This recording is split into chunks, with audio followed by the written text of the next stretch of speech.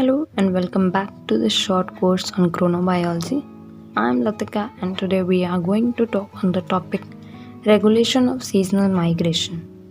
सबसे पहले हम स्टार्ट करते हैं इस क्वेश्चन से कि what is migration. So migration एक एंशियंट सीजनल और लार्ज स्केल पर होने वाला लॉन्ग डिस्टेंस मूवमेंट है जो साल में 2 बार होता है बिटवीन द ब्रीडिंग ग्राउंड जहाँ पर एनिमल रिप्रोड्यूस करता है और अपने यंग्स वन को बर्थ देता है, और नॉन ब्रीडिंग ग्राउंड या विंटरिंग ग्राउंड जहाँ पर वो अपने साल का बाकी टाइम स्पेंड करता है।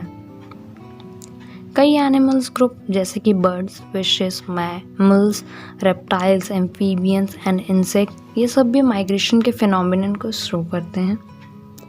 माइग्रेशन डेली बेसिस पर या लॉन्ग ड्यूरेशन दोनों ही तरीके के हो सकते हैं, पर हम ट्रू माइग्रेशन उसी को बोलते हैं जिसमें एनिमल एनुअल या सीजनल बेसिस पर माइग्रेट करता है। Some examples of this migration are many birds like Canada geese या वाइट स्टॉक, ये हर साल साउथ की तरफ माइग्रेट करती हैं विंटर्स में ताकि अपने आप को एक्सट्रीम लो टेम्परेचर से बचा सकें। वाइल्ड बीस्ट एक मैमल है जो एनुअली माइग्रेट करता है ग्रेजिंग के लिए। Many fishes like salmon and lamprey ये अपने आप को माइग्रेट करती हैं अपनी बर्थ रिवर से अपने होम ग्राउंड की तरफ या अपनी फीडिंग ग्राउंड की तरफ। अब हमारे माइंड में जो नेक्स्ट क्वेश्चन आता है वो ये है कि एनिमल्स क्यों इतना लॉन्ग डिस्टेंस माइग्रेट करते हैं। इसके कई रीजंस हो सकते हैं, जिसमें से पहला ये है ताकि उनको बेटर रिसोर्स मिल सके। ज़्यादातर एनिमल्स कम रिसोर्स वाली जगह से ज़्यादा रिसोर्स वाली जगह जाने की कोशिश करते हैं जहाँ पर उनको एक अच्छा हैबिटेट मिल सके, जहाँ फूड अवेलेबिलिटी और फूड क्वालिटी अच्छी हो, उनके नेस्ट के लिए और ब्रीडिंग के लिए सेफ जगह मिल सके जहाँ वो अपने यंग्स वन को सेफ रख सकें। अपने आप को प्रेडेशन और हार्श क्लाइमेटिक कंडीशन से बचाने के लिए भी एनिमल्स माइग्रेट करते हैं, और अपनी स्पीशीज़ को एक्सपैंड करना और उनका सर्वाइवल बढ़ाना भी एक रीज़न है।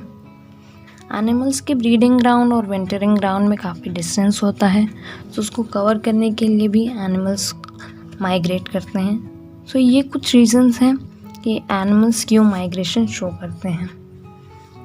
अब हमारी इस स्लाइड में हम उन फैक्टर्स की बात करेंगे ये जो माइग्रेशन को ट्रिगर करते हैं या इनिशिएट करते हैं, और इन फैक्टर्स को हम माइग्रेटरी ट्रिगर्स भी कह सकते हैं। माइग्रेटरी ट्रिगर्स 2 टाइप के होते हैं, extrinsic triggers and intrinsic triggers. ये दोनों ही ट्रिगर्स एक्टिवली अपना इफेक्ट दिखाते हैं माइग्रेशन पर। एक्सट्रिंसिक ट्रिगर ये वो फैक्टर्स हैं जो एनवायरमेंटल फैक्टर से इन्फ्लुएंस या इफेक्ट होते हैं। इनमें से सबसे पहला फैक्टर है फूड अवेलेबिलिटी। जब भी एनिमल कोई फूड स्कैरसिटी या उसके हैबिटेट में फूड रिसोर्सेज का डिक्रीज देखता है तो वो ज़्यादा फूड रिसोर्स वाली हैबिटेट में जाने की कोशिश करता है। Second factor is temperature change. Temperature change का माइग्रेशन को सिंक्रनाइज करने में भी काफ़ी रोल है, और जब भी एनिमल के टॉलरेंस थ्रेशोल्ड लेवल से ज़्यादा हो जाता है टेम्परेचर तो एनिमल अपने हैबिटेट से एस्केप कर जाता है। Next factor is wind direction या टर्बुलेंस। ज़्यादातर बर्ड्स एंड इंसेक्ट्स ट्रैवल करती हैं तब जब विंड डायरेक्शन उनके डेस्टिनेशन की तरफ होती हैं या उनके माइग्रेटरी रूट पर होती हैं ताकि वो ईज़िली अपनी डेस्टिनेशन पर पहुंच सकें। नेक्स्ट फैक्टर है वाटर लेवल या वाटर करंट फ्लो। फिशेस के केसेस में कई फिशेस हैं जो अपना माइग्रेशन अराइवल ऑफ मॉनसून के साथ स्टार्ट करती हैं, और कुछ स्पीशीज़ हैं जो जिनमें स्पॉनिंग माइग्रेशन तभी होता है जब सीजनल फ्लड आता है और वाटर लेवल में राइज दिखता है। हमारा नेक्स्ट फैक्टर है लूनर साइकिल। फिश माइग्रेशन काफ़ी हद तक लूनर साइकिल से लिंक्ड रहती हैं। लाइक एग्जाम्पल, जो मैच्योर एडल्ट होती है वो डाउन स्ट्रीम माइग्रेट करती है, लेकिन जो जुवेनाइल ईल होती है वो अपस्ट्रीम माइग्रेट करती है न्यू मून के साथ। हमारा नेक्स्ट फैक्टर है फोटो पीरियड, जो कि काफ़ी इम्पॉर्टेंट ट्रिगर है और ये एनिमल की फिजियोलॉजी में भी काफ़ी चेंज लाता है। Intensity and duration of light दोनों ही माइग्रेशन को इन्फ्लुएंस भी करती हैं और उसको सिंक्रोनाइज भी करती हैं। हमारे नेक्स्ट फैक्टर्स हैं इंट्रिंसिक ट्रिगर्स। इसमें हमारा पहला है बिहेवियरल इंस्टिंक्ट। माइग्रेशन एक इनेट और इंस्टिंक्टिव बिहेवियर होता है और ये जीन से रेगुलेटेड होता है, और जो डायरेक्शन और गोल होता है वो ज़्यादातर ही एनिमल्स के जेनेटिक कोड में इम्प्लांटेड रहता है। नेक्स्ट फैक्टर है एंडोजेनस क्लॉक एंड सर्कैनुअल रिदम्स। ये कई मैकेनिज्म स्टार्ट करते हैं जो माइग्रेशन के लिए नेसेसरी होते हैं, और ये इनका पता चेंज इन फोटो पीरियड और अदर एनवायरमेंटल क्यूज़ को ऑब्जर्व करके लगाते हैं, और जो भी फिजियोलॉजिकल हार्मोनल जो भी चेंजेस नेसेसरी होते हैं माइग्रेशन के लिए, ये इनको इंड्यूस करते हैं। सो ये कुछ फैक्टर्स हैं जो माइग्रेशन को ट्रिगर करते हैं। अब हमारी नेक्स्ट स्लाइड में हम बात करेंगे रेगुलेशन ऑफ माइग्रेशन की। जो भी लॉन्ग लिव्ड स्पीशीज़ होती हैं या जिनका लाइफ स्पैन 1 ईयर से ज़्यादा होता है, वो अपनी लाइफ के स्टेजेस को रिपीट करती हैं और हर स्टेज को एनवायरमेंटल कंडीशन और टाइम के हिसाब से चेंज करती हैं, जिसमें वो कई processes like migration, moulting, breeding के थ्रू जाती हैं। माइग्रेटरी लाइफ हिस्ट्री स्टेज के 3 फेजेस होते हैं, इसमें से पहला है प्रिपरेशन और डेवलपमेंट, सेकेंड इज़ ऑनसेट और mature capability, third is termination. In phases को हम नेक्स्ट स्लाइड में और डिटेल में डिस्कस करेंगे। वर्नल या spring migration and autumnal migration, ये 2 डिस्टिंक्ट फेजेस हैं एनुअल साइकिल्स के। इस फ्लो चार्ट में हमने दोनों ही माइग्रेशन के टाइम और उन पे फोटो पीरियड के इफ़ेक्ट को देखेंगे। Decreasing photo period means decrease in day light, जो विंटर्स के आने का इंडिकेशन देते हैं और ऑटमनल माइग्रेशन को ट्रिगर करते हैं, जिसमें एनिमल अपनी ब्रीडिंग ग्राउंड से विंटरिंग ग्राउंड जाता है। स्प्रिंग या वर्नल माइग्रेशन को ट्रिगर करते हैं इंक्रीज इन डे लेंथ या फोटो पीरियड, जिसमें एनिमल अपने विंटरिंग ग्राउंड से ब्रीडिंग ग्राउंड की तरफ जाता है। सो फोटो पीरियड का काफ़ी इंपॉर्टेंट रोल होता है in regulation of both the migrations. ये डायग्राम हमें वर्नल और ऑटमनल माइग्रेशन के 3 फेजेस को शो करता है। Phase 1 developmental phase, phase 2 onset phase, phase 3 termination phase. ये तीनों ही फेजेस लार्जर बॉक्सेस से रिप्रेजेंट किए गए हैं। फर्स्ट फेज़ द प्रिपरेशन और डेवलपमेंटल फेज़। इस फेज़ में एनिमल अपनी बॉडी को माइग्रेशन के लिए प्रिपेयर करता है और वेरियस ऑर्गन्स के डेवलपमेंट स्टार्ट होते हैं। ये फेज़ रेगुलेटेड होता है जीन एक्सप्रेशन से, जो रिजल्ट करता है morphological, physiological and behavioural changes. इसमें मॉर्फोलॉजिकल चेंज में enlargement of muscles and livers takes place. Physiological change includes expression of enzyme involve in catabolic and anabolic metabolism. Erythropoiesis जो haematocrit से related होता है, उसमें भी चेंज आता है। एनिमल एक डिक्रीज बिहेवियर शो करता है, डिक्रीज टेरिटोरियल बिहेवियर शो करता है, और ये सारे चेंजेस लीड करते हैं हमारे नेक्स्ट फेज़ की तरफ, जो है मैच्योर कैपेबिलिटी या ऑनसेट फेज़। ये प्रोसेस कॉम्प्लेक्स होता है और इसको हम 2 सब फेजेस में डिवाइड कर सकते हैं, migratory movement and stop over biology. जब भी एनिमल रिफ्यूलिंग के लिए स्टॉप करता है तब वो कई प्रोसेसेस या सब स्टेजेस के थ्रू जाता है, जैसे कि हाइपरफेजिया, जिसमें एनिमल ज़्यादा अमाउंट में फूड इनटेक करता है, फिर उसको लिपिड के फॉर्म में स्टोर करता है। एनिमल्स पहले हाइपरफेजिया फिर एफेजिया के स्टेज में जाता है before it starts it's locomotion. कई ऑर्गन लाइक गट अपना साइज़ पहले इंक्रीज़ करते हैं रिफ्यूलिंग के टाइम पे, लेकिन लोकोमोशन जैसे ही स्टार्ट होता है वो अपने साइज़ को डिक्रीज़ कर लेते हैं। फिर एनिमल या बर्ड एक क्विसेंट फेज में एंटर करते हैं माइग्रेटरी मूवमेंट के पहले, जिसमें वो अपने मेटाबॉलिक एंजाइम और हार्मोन को एडजस्ट करके एनाबॉलिक से कैटाबॉलिक में कन्वर्ट कर देते हैं। एनिमल्स तब तक ये अपने रिफ्यूलिंग और स्टॉप ओवर बायोलॉजी को रिपीट करते रहते हैं जब तक वो अपने डेस्टिनेशन तक नहीं पहुंच जाते। हमारा थर्ड फेज़ है टर्मिनेशन फेज़। इस फेज़ में एनिमल अपने डेस्टिनेशन को पर रीच कर जाता है, लेकिन final completion of this phase हम तभी मानते हैं जब ऑप्टिमल कंडीशन रीच हो जाती हैं ब्रीडिंग या विंटरिंग प्रोसेस के लिए। माइग्रेशन के डिफरेंट फेसेस पढ़ने के बाद अब हम एनिमल बॉडी में होने वाले चेंजेस को डिस्कस करेंगे जो माइग्रेशन की वजह से होते हैं। एनिमल की बॉडी में माइग्रेशन की वजह से कई चेंजेस आते हैं, जैसे physiological changes, hormonal changes, neural changes, behavioural changes. सबसे पहले हम स्टार्ट करते हैं बिहेवियरल चेंजेस से। बर्ड्स के केस में अ काइंड ऑफ रेस्टलेसनेस, जिसको हम ज़्यूगनरू भी कह सकते हैं, डेवलप हो जाती है और ये रेस्टलेसनेस माइग्रेटरी बर्ड्स में ज़्यादा दिखाई देती है, specially at the time of night. और जैसे जैसे माइग्रेशन का टाइम पास आता जाता है ये रेस्टलेसनेस इंक्रीज़ करती जाती है जब तक बर्ड्स अपना माइग्रेशन स्टार्ट नहीं कर देती। ये ग्राफ रेस्टलेसनेस को शो कर रहा है, जो साइबेरियन बर्ड्स में ज़्यादा है क्योंकि वो माइग्रेशन के फिनोमेना शो करती हैं। फिशेस, इंसेक्ट्स, बर्ड, सभी एनिमल अपने टेरिटोरियल बिहेवियर में डिक्रीज शो करते हैं क्योंकि उनको अब अपनी नई प्लेस पर जाना होता है। बर्ड्स और इंसेक्ट के फ्लाइट बिहेवियर भी चेंज हो जाता है। वो नए फेदर्स डेवलप करती हैं और अपने अंदर एरोबिक एंड फ्लाइट कैपेसिटी दोनों इंक्रीज करती हैं। Now coming to the physiological changes in case of birds migration के पहले बर्ड्स मोल्टिंग के प्रोसेस में जाती हैं जिसमें वो नए फेदर्स फॉर्म करती हैं जो इतने लॉन्ग डिस्टेंस को कवर करने के लिए कैपेबल हों। बर्ड्स में एक इंक्रीज़ इन एपेटाइट शो होता है जिसमें वो ज़्यादा अमाउंट में फूड इनटेक करती हैं और काफ़ी ज़्यादा अमाउंट में वेट भी गेन करती हैं एंड फैट डिपोजिशन भी इंक्रीज़ करती हैं।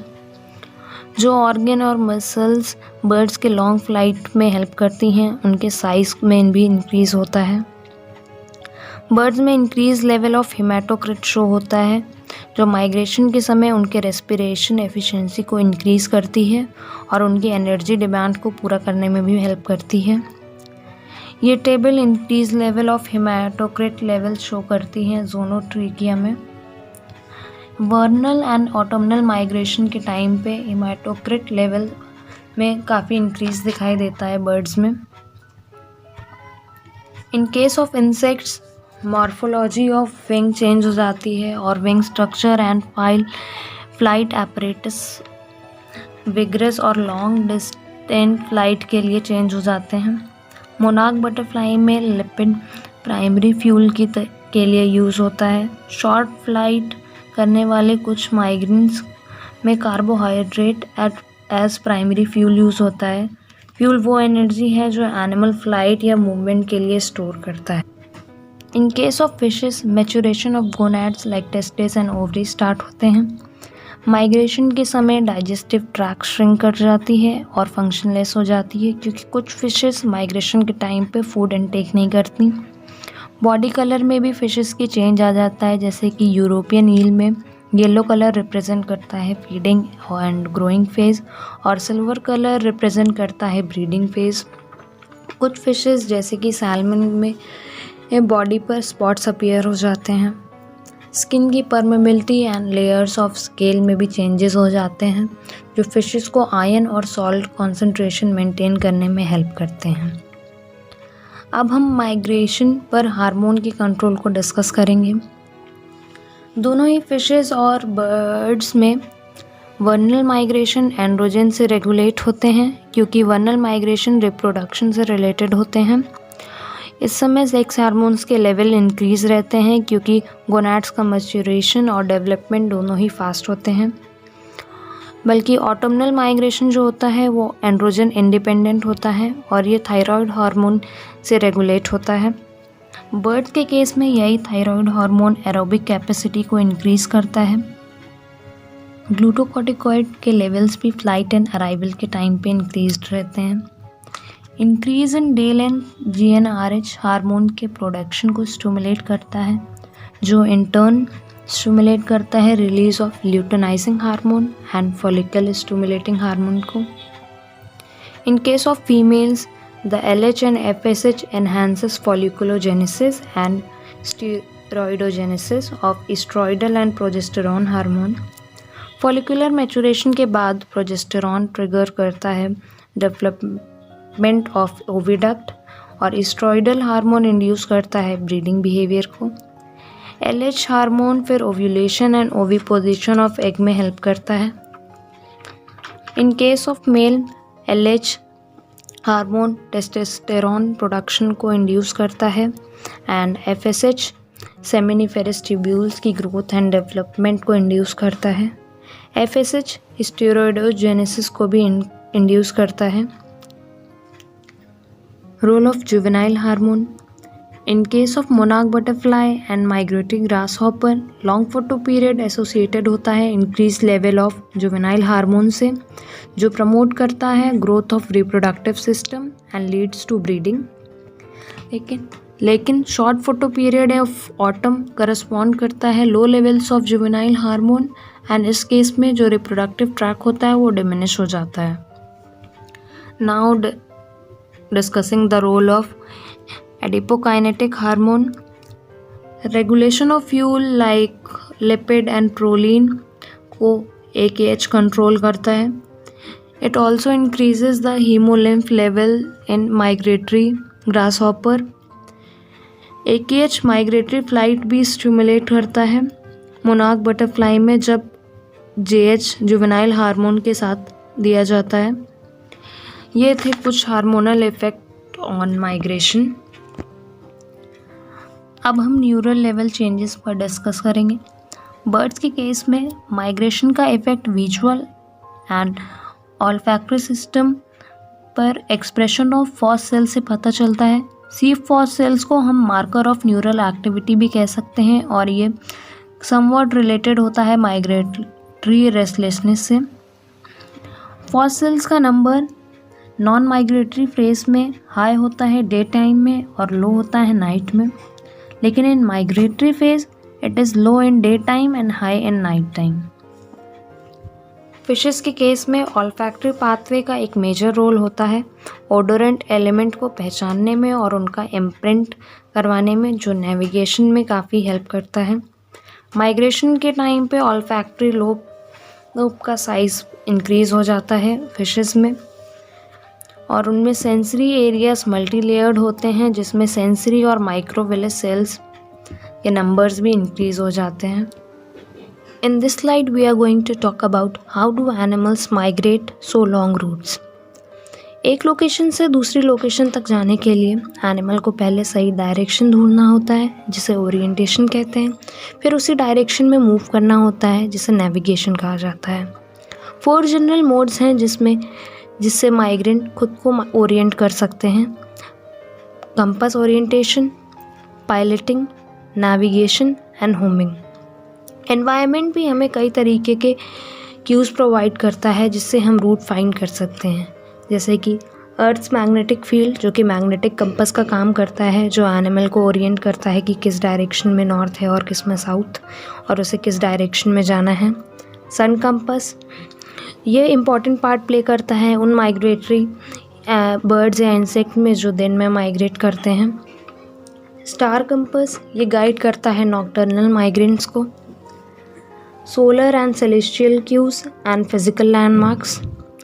ऑल्फैक्टरी सिग्नल्स, इस केस में बर्ड्स या एनिमल्स अपने माइंड में एक ओडर मैप बना लेते हैं जो कि फिशेस में काफ़ी कॉमन है।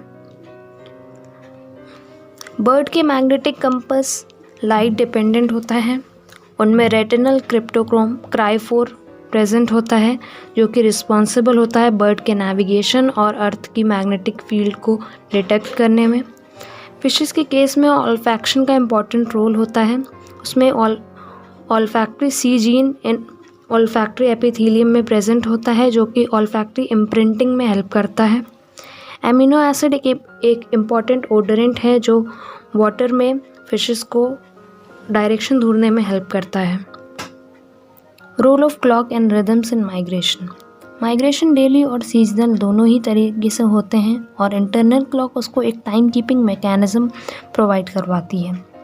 जब भी लोकेशन माइग्रेटरी रूट या डेस्टिनेशन में चेंज आता है तो उसको समझकर एक अच्छे फूड रिसोर्स, ब्रीडिंग एरिया या होम रेंज ढूंढने में भी हेल्प करती है। एंडोजेनस रिदम हेल्प करती है एनिमल को day length, onset and orientation of migration को पता करने में। बर्ड्स में किस लाइफ हिस्ट्री स्टेज को कब स्टार्ट होना है इसका टाइम भी क्लॉक रेगुलेट करती है। गोनाडल डेवलपमेंट, माइग्रेशन, रिप्रोडक्शन, ये सब सर्कैनुअल रिदम्स का ही एक पार्ट है।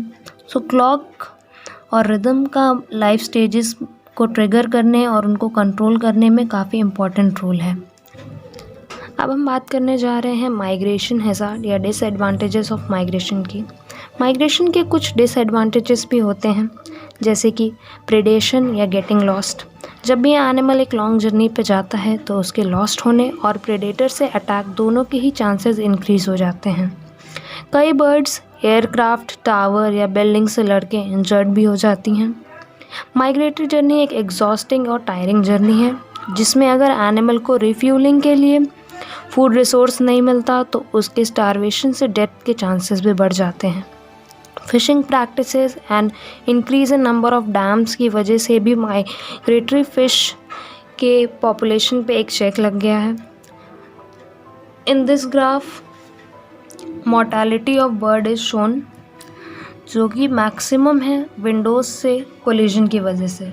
माइग्रेटरी एनिमल्स हमारे इकोसिस्टम का एक इम्पॉर्टेंट पार्ट है एंड माइग्रेशन एक ब्यूटीफुल और फैसिनेटिंग फिनोमेना है। सो ये हमारी ड्यूटी है कि हम उन एनिमल्स को और अपने नेचर को कंजर्व करें and by knowing their migratory routes and regulating phenomena हम उनको बचाने की कोशिश कर सकते हैं।